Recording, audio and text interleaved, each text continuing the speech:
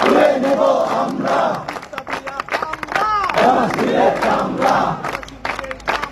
তুলে দিয়া কামরা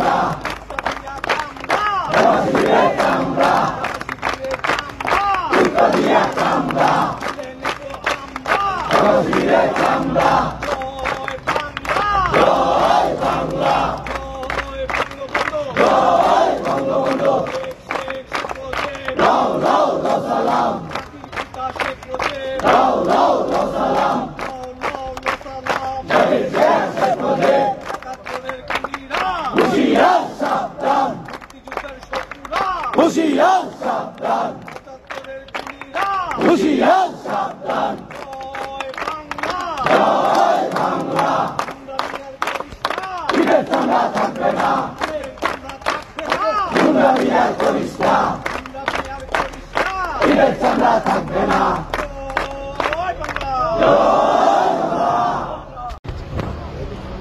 আমরা সেটুকু বলতে চাই ইনশাআল্লাহ এই ষড়যন্ত্রকারীরা আগামীকালের মধ্যে তাদের আমরা পরাজিত করে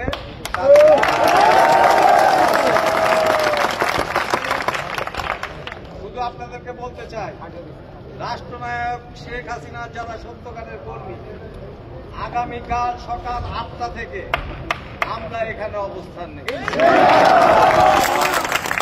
আপনারা আপনাদের সহযোদ্ধাদের আজকে রাতের ভিতরে সবাই ব্যাপকভাবে আগামীকাল এখানে অবস্থান নেই। সর্বোচ্চ প্রস্তুতি আমাদের গায়ে যাদের যদি ফুলের টুকা দেওয়ার চেষ্টা করে, যদি আওয়ামী লীগের অফিসে হাত দেওয়ার চেষ্টা করে, যদি সচিবালয়ে হাত দেওয়ার চেষ্টা করে, ওই হাত আমরা ভেঙে দেব। আগামীকাল সকাল 8টা থেকে সর্বোচ্চ আপনাদেরকে এখানে নিরাপত্তা এবং আপনাদের আমাদের যে মহানগরের নেতৃবৃন্দ আছেন, আমাদের সিনিয়র নেতৃবৃন্দ আছেন, তারা কিন্তু আপনাদের যে খাওয়া দাওয়া যেটা ব্যবস্থা করা দরকার আমরা এখানে করবো। যতক্ষণ নির্দেশ না দেওয়া পর্যন্ত, পরবর্তী নির্দেশ না দেওয়া পর্যন্ত সকাল 8টা থেকে আমরা শেষ পর্যন্ত আমরা এখান থেকে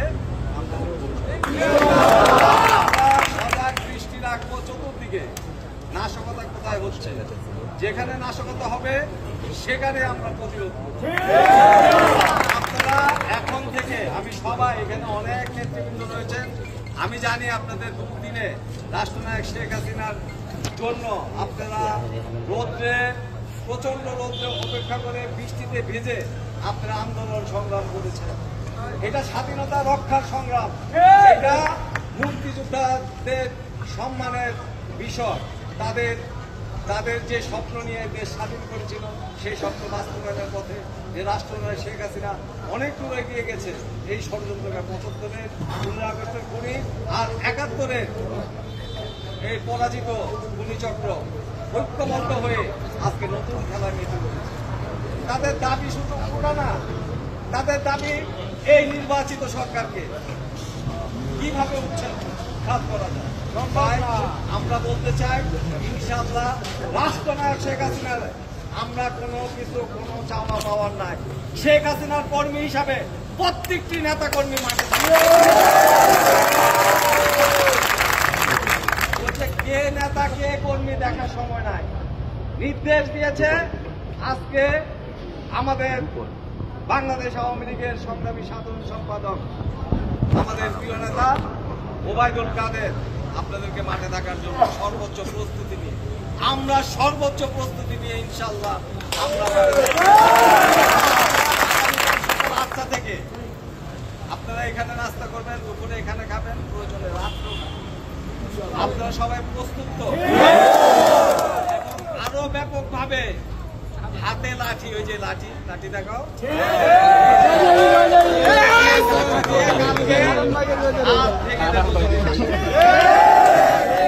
এই লাঠি দিয়ে কোমর ভেঙে দেব, এই লাঠি দিয়ে পা ভেঙে দেব যদি কোন ষড়যন্ত্র, কোন নাশকতা করার চেষ্টা করে।